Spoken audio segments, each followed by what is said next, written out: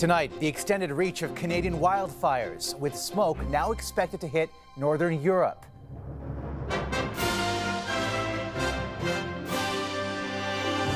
Acrid air smothering more cities. I don't really like it, and I wish it would go back to normal soon. As more international firefighters answer Canada's call.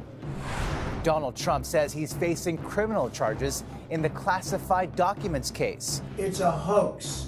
The whole thing is a hoax. The second indictment for the 45th U.S. president. Plus, one player, two kinds of football. And it is a little different, but the principles are similar. From the pitch to the gridiron, a real-life Ted Lasso in reverse. I think that's what it's all about, embracing change.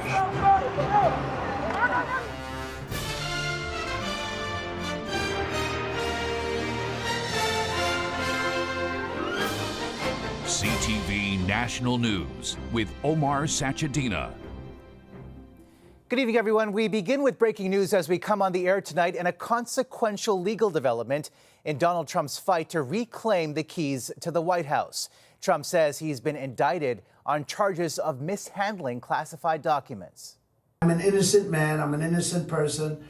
Those comments from Trump on social media late this evening. Let's bring in CTV's Washington Bureau Chief Joy Malbin. Now, Joy, this comes just 2 months after New York prosecutors filed charges against the former president in another case, the one connected to a hush money payment to Stormy Daniels. When is Trump expected in court on these new charges?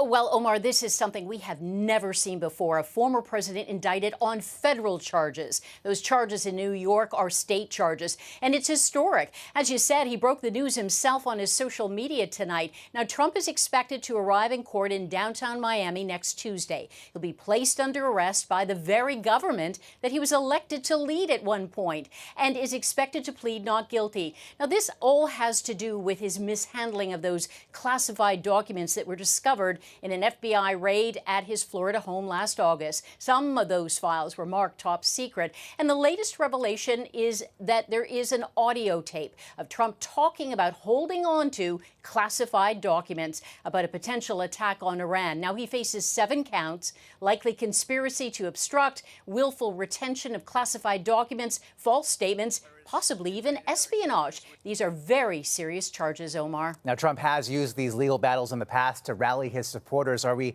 seeing any evidence of that again? Absolutely. He's using this to his political advantage, calling allies, telling supporters this is political bias, a witch hunt. It's Biden, deep state coming after him. And as the Republican frontrunner to be president, he knows this angers his supporters. He's already talking about holding rallies in Florida. In fact, Trump is already fundraising off of these charges. So you can bet he'll fight this all the way, Omar. All right, Joy Malbin on those late developments tonight. Joy, thank you. If Donald Trump does win the Republican nomination, he'll face off against Joe Biden, who today pledged more supports to Canada as more than 400 wildfires burn nationwide. Today, firefighters from France arrived in Quebec to help fight the flames. The smoke has traveled so far and so quickly, it is now expected to cross the Atlantic and into Norway. Tonight, there are fresh evacuations to tell you about in British Columbia, but we begin with CTV's Vanessa Lee and those intensifying concerns about air quality. Dangerous levels of smoke are choking millions across Canada and the U.S. for a third straight day. We didn't have recess today, which was upsetting, but it's better for us. I don't really like it, and I wish it would go back to normal soon. The haze continued to hang over major American cities today. Washington, Philadelphia, Chicago. The poor visibility delayed flights and caused cancellations. As soon as I walk outside, I can feel my eyes getting irritated. It smells like campfire. And forcing the cancellation of everything from baseball games to Broadway shows, all while raising concerns about the effects of prolonged exposure to such bad air. It's actually what you don't taste and smell that's the problem, and that's the smaller particles that can come from smoke and fire and pollution. The U.S. has already sent 600 firefighters, and more help is on the way. Dictated a national interagency fire center response to Canada's request for additional firefighters and the fire suppression assets such as air tankers. Firefighters from France have arrived in Quebec, part of an international effort to help the province as it grapples with its worst wildfire season on record. Crews focused today on the village of Nord-Métal, 700 kilometers northwest of Montreal, where flames are now within 500 meters of the community. We had 7 aircraft working to try to reduce the rhythm, the progression, but still it's worse, but still under control. At least 13,000 people have been forced from their homes, including the entire town of Chibougamau. Even though the fires are being held back for now, its 7,500 residents won't be able to go home until Tuesday at the earliest. Despite such a destructive season in Quebec so far, remarkably, officials say no homes have burned and no one has been hurt. Vanessa Lee, CTV News, Montreal. I'm Melanie Nagy in BC, where a monster wildfire is devouring huge swaths of land in the province's north. The Donny Creek Complex, as it's called, is now one of the largest fires in provincial history, covering an area larger than the combined size of Vancouver, Toronto, and Montreal. Challenges that we're facing on this wildfire is just the large area that's been impacted. There are at least 80 wildfires burning out of control, with one on Vancouver Island impacting highway travel. Of course, worried about the road. Could hear all the rocks falling last night, exploding. It was crazy. The fire is burning dangerously close to an essential road connecting Port Alberni to Tofino. With that, it's been shut, leaving thousands of travelers in limbo. For now, the only way in and out of the region is a rough backcountry road, but it's a trek. To try the detour route. Sebastian Fulmer and his fiancée are willing to take. They're scheduled to get married in Tofino this Sunday. I worry that some of the other guests might not be as prepared as we are, but I think we'll be okay on the forest road. The province's unseasonably hot, dry spring, which has already brought several heat waves, is creating ample fuel for the fires. Alberta, also hard hit by wildfires, has been experiencing similar conditions. Today, parts of the province were under a heat warning, prompting cities like Edmonton to activate their extreme weather response to keep people cool and safe. We've already had a year's worth of 30-degree temperatures this year, and we haven't even reached the first day of summer officially. Back in BC, another aggressive wildfire forced at least 2,000 people in Tumbler Ridge from their homes late this afternoon. As for reprieve from the heat, some places will get rain tomorrow, but it won't be enough to combat the drought gripping parts of the province. Melanie Nagy, CTV News, Vancouver. A double disaster in Ukraine tonight. Rescue workers in Ukraine's flood zone are struggling to evacuate people in the face of Russian shelling. Today, Ukrainian President Volodymyr Zelensky toured affected areas and rallied first responders. In areas under Russian control, Ukraine's army used drones to airdrop drinking water to desperate villagers who remain trapped. There was no escape for 4 toddlers and 2 adults who were brutally stabbed in France today. More on the unprovoked attack from CTV's Danielle Hamamdjian, and a warning: the images are disturbing. In a quiet town at the foot of the French Alps, the unthinkable turned a playground into a crime scene.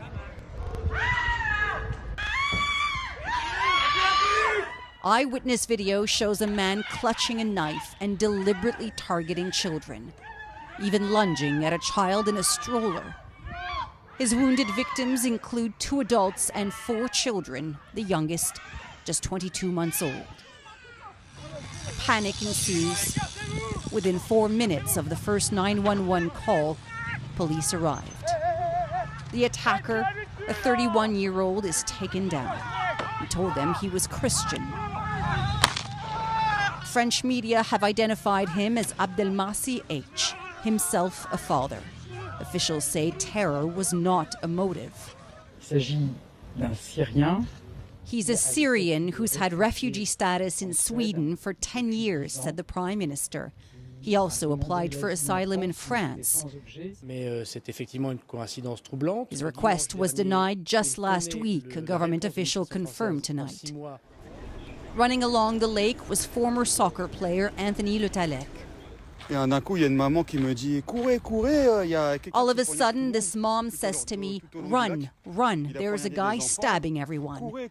He then saw the attacker stabbing an elderly man at least twice. I tell the cops, just shoot him, kill him. He's stabbing everyone, so he attacks once, twice, and then they start shooting. As the French National Assembly observed a minute of silence, details about the victims emerged. I've been in touch with President Macron. We stand ready to offer any assistance that we can. A British child is among those injured in an attack described by the French leader as an act of absolute cowardice. Danielle Hamamjan, CTV News, London. The surprise prison transfer of serial killer Paul Bernardo has reopened old wounds for a father whose daughter's killer was held in the same facility. Rodney Stafford calls the decision a slap in the face and says he feels re-victimized. CTV's Heather Wright sat down with him. Said, okay, fine, I did. But the visceral public reaction to the quiet transfer of Paul Bernardo to a medium security prison in Quebec is all too familiar for Rodney Stafford. Just another slap in the face for more Canadian families. Stafford's daughter Tori was abducted, raped, and murdered in 2009 by Michael Rafferty and Terry Lynn McClintock, who were both convicted of first-degree murder and sentenced to life in prison. In 2018, McClintock was briefly moved to an Indigenous healing lodge, a decision that sparked public outcry and a review. She was transferred back to an Ontario jail. Rafferty was also moved from maximum security to La Macasa, the same facility where Bernardo is now being held. When things like this happen, do you feel re-victimized again? Always, yeah. The victim families, we don't have any rights. They've been eliminated. Calls for change at the Correctional Service of Canada have grown louder this week, with some calling for Commissioner Ann Kelly to step down or be fired. There's, I think, a very strong point of view among Canadians that this decision defies explanation, and that's why the Correctional Services of Canada is undertaking a review. Prisoners in maximum security are generally moved to medium after 2 years. Bernardo had been in maximum for 30. But criminologist Anthony Dube says there could be a variety of other reasons behind his transfer, such as threats to his security or to free up resources. I would not see this in any way a step toward release. It's a step down from the highest level of security that we have to the normal medium security, which is pretty secure. But victims' families say they are given little information about the reasons behind these decisions, and they want that to change, which is part of a case before the Federal Court of Appeal. As for the Bernardo transfer, a 3-person committee will review it and report back in the next few weeks. Omar. Heather Wright in Toronto. Heather, thank you. New Brunswick's premier is facing a revolt from within his own party over changes to a policy designed to protect LGBTQ2S+ students. CTV's Creason Adjocate on the controversy and the premier's defiant stand. The pride flag was hoisted proudly in Ottawa, where Prime Minister Justin Trudeau condemned the sharp rise in laws that discriminate against transgender people in the United States. He supported Canadian students pushing to have pride flags up in their schools. That even though the flag may not fly at your school, know that it proudly flies here in your seat of government. Today, New Brunswick unveiled changes to its current policy that aims at protecting LGBTQ+ students in schools, but not without controversy.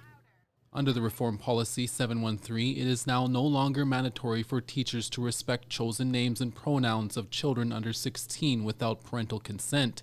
Removed is the mention of gender identity when it comes to sports and other activities, and the right to use the washroom that aligns with their gender identity, including at least one gender-neutral washroom, and to make it private. 8 members of Premier Blaine Higgs' caucus, including 6 cabinet ministers, broke rank today, choosing not to attend the morning legislature. Very few people on the floor, which makes me wonder whether the support is really there. We have consensus in caucus. You're welcome to ask them whether or not they support it. The MLAs said they were expressing their disappointment over what they call a lack of transparency in the review process. It's always been about the process. A pride advocacy group in Moncton says so far New Brunswick made the right choices. I feel as though there still needs to be some clarification on some points, but overall, I think we're heading in the right direction. Higgs said the protests within his government could potentially force an early election, but added he won't back down. It's difficult for individuals to take a position one way or another, and it's difficult to have just a discussion on how do we balance it. The changes to the policy won't take effect until July 1st, but right now the Premier will need to focus on realigning his caucus. Chris Najikate, CTV News, Halifax. Coming up after the break. I'm not very enthusiastic about it. The Liberal plan to give parliamentarians the option to work from home. Plus, a rare ruby fetches a record price.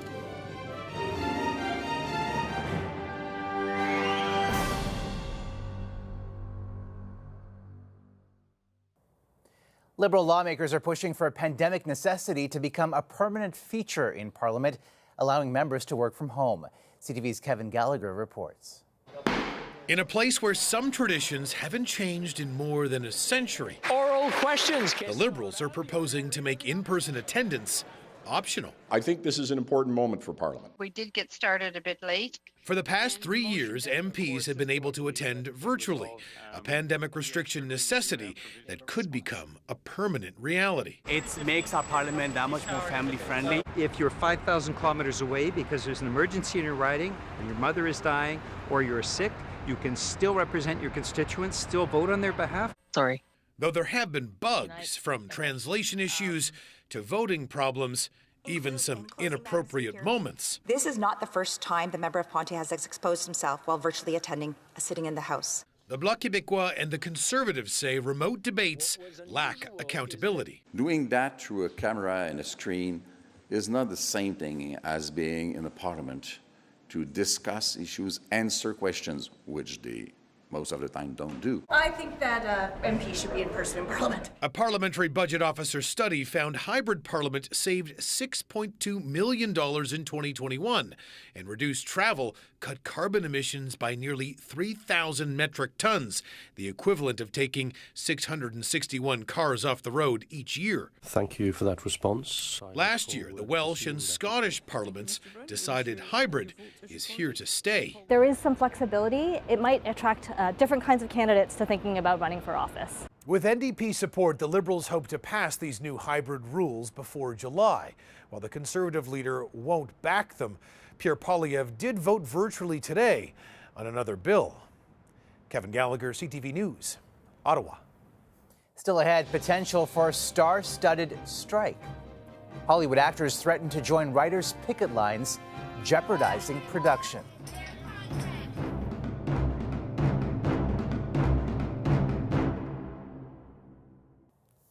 Hollywood executives are facing a double-barreled strike as actors threaten to join writers that walked off the job more than a month ago, paralyzing production for popular shows. As CTV's Richard Madden reports, the picket lines also have an effect north of the border. LA is a union town! For more than a month, Hollywood writers have been off set and on the picket lines with no end in sight. We would like to not work for free. Now, a potential plot twist. Big-name stars could soon join them, with the Screen Actors Guild voting to authorize a strike as well. As actors, we're only as good as the writing we get. Late-night shows forced into reruns, while production on several big shows, including many shot in Canada, are paused, from The Handmaid's Tale to The Last of Us. What is at stake the longer this strike goes on? You know, everything's at stake. The future of the industry for writers, which is why we're striking. Michael Jamin is a writer and producer of several hit shows. He supports his union demanding residuals from streaming networks, higher pay for his work, and job protection from artificial intelligence programs, including ChatGPT. Currently, AI can't do what we do, can't even come close. But I think the studios are thinking, well, in the near future, maybe it'll be good enough. But if that's the case, no writer in their right mind is going to sign a contract that says, yeah, sure, let me help you phase me out of a job. While the Guild blames streamers for disrupting the industry and creating unfair working conditions, the Alliance of Motion Pictures and Television Producers, representing studios, say they're offering generous increases in compensation, an offer getting a thumbs down from A-listers. They are the idea makers and the storytellers, and we support them and support all guilds, being properly taken care of. The longer the strike, the fewer news shows airing this fall on broadcast or streaming platforms. A high-stakes standoff that's still being written. Richard Madden, CTV News, Washington. The largest ruby to ever hit the market has sold for a record-breaking price at a New York auction. More than $46 million for this 55-carat ruby, sold to a private collector from the Middle East. It is the most expensive colored gemstone ever. A Canadian firm discovered it at one of the company's mines in Mozambique. After the break, from soccer to football. I was on YouTube the night before, how to kick a football. Next day, had a tryout. The Brit kicking off his new career in the CFL.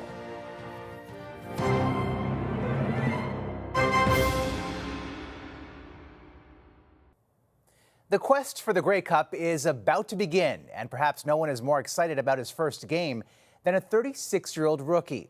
Dean Faithfull has jumped from the soccer pitch to the football field, drawing comparisons to the hit show Ted Lasso, but in reverse. Bill Fortier explains. On the CFL's Edmonton Elks roster, one player sounds a bit out of place. Dean Paul Faithfull, place kicker. Dean Faithfull is from England. Naturally, North American football was not his first choice. Well, I was playing soccer for many years, so that was my first love, and I played in 9 countries. With a switch from pro soccer to pro football, it's hard to avoid references to Ted Lasso. AFC Richmond announced the hiring of their new manager. The hit series about an American football coach who does the opposite, taking over a soccer team in England. You coaching football, you are a legend for doing something so stupid. I don't mind. I see the similarities. It's a fun thing, and I like Ted Lasso. So. During his soccer career, Faithfull was always a strong kicker. A former coach suggested he consider a switch. So 4 years ago, in his mid-30s, he tried out in the U.S. I was on YouTube the night before, how to kick a football. Next day, had a tryout. And it appears his choice is paying off. He made this 61-yard field goal 2 years ago, playing college football in Colorado, and made this one in his first preseason game in pro football last month. Faithfull, he's a guy that he's got tremendous leg. And Faithfull's backstory isn't the only parallel to Ted Lasso. I can't grow a mustache like him, but I wish I could. He's a real-life example that optimism and a positive attitude can take you a long way in any sport at any age. Really grateful to be here, obviously at 36, and I'm just going to make the most of it. This CFL rookie may be the oldest player on the team and one of the oldest in the league, but his age and experience might just give him a leg up. Bill Fortier, CTV News, Edmonton. It's a great story, and that's a snapshot of this Thursday. John Venivelli-Rao will be here tomorrow for all of us at CTV National News. Thank you for watching, and good night.